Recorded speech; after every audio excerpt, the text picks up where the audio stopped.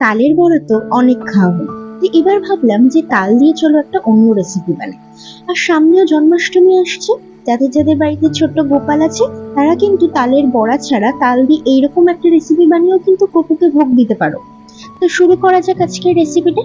প্রথমেই একটা তাল নিয়ে নিয়েছি, সেটা সুন্দর করে খোসা ছাড়িয়ে তার থেকে তালের কাঠটা বার করে রেখেছি। তারপর একটা মিক্সার গ্রাইন্ডারে কিছুটা পরিমাণ চিনি নিয়ে সেটাকে গুঁড়ো করে নিই। এইসব রেসিপিতে চিনিটা গুঁড়ো থাকলে সবকিছুর সঙ্গে মিশে যেতে খুব সুবিধা হয়, না হলে চিনিটা গলতে অনেক সময় নিয়ে নেয়। তারপর একটা পাত্রে নিয়ে নিলাম 2 কাপ ময়দা, আর নেব 1 কাপ সুজি। আমি অনুপাতটা আরেকবার বলে দিয়েছি, যদি 2 কাপ ময়দা নাও তাহলে 1 কাপ সুজি নেবে, এই অনুপাতেই তোমরা বাড়িয়ে কমিয়ে নেবে।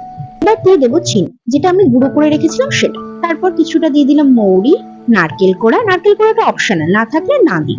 সঙ্গে দিলাম পাকা কলা, আর দিয়ে দিলাম এই তালের কাঠ। প্রথমেই তালের কাঠটা বেশি দেবে না, অল্প অল্প করে দিয়ে সুন্দর করে মাখাবে। তারপর দিয়ে দিলাম কিছুটা দুধ, এখানে দুধটা কিন্তু কাঁচা নেই, দুধটা জাল দেওয়া হয়েছে।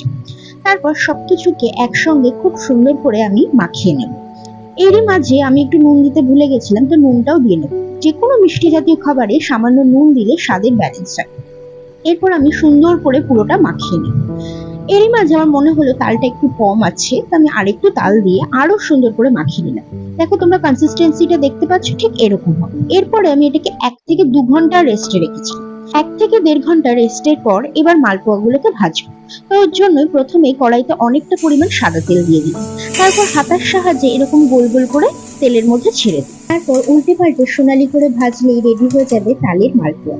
আজকের রেসিপিটা আপনাদের কেমন লাগলো অবশ্যই কমেন্টে জানাবেন, লাইক শেয়ার করতে কিন্তু ভুলবেন না।